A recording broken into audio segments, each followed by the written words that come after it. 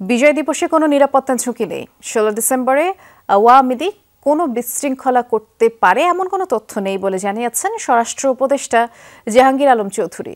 সচিবালয়ে বিজয় দিবস উদযাপন নিয়ে স্বরাষ্ট্র মন্ত্রণালয়ের বৈঠক শেষে তিনি কথা বলেছেন বিজয় দিবস কোনো দলের না, তাই সরকার ভালোভাবে বিজয়ের দিনটি উদযাপন করতে চায়।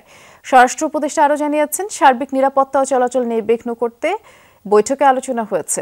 চট্টগ্রাম বন্দরে পাকিস্তানের জাহাজের সরাসরি পণ্য পরিবহন প্রশ্নে স্বরাষ্ট্র উপদেষ্টা বললেন, ভারতীয় মিডিয়া এ নিয়ে অনেক কথা বলছে, বিষয়টি যাচাই করে দেখে বাংলাদেশি মিডিয়ার ভূমিকা রাখা উচিত।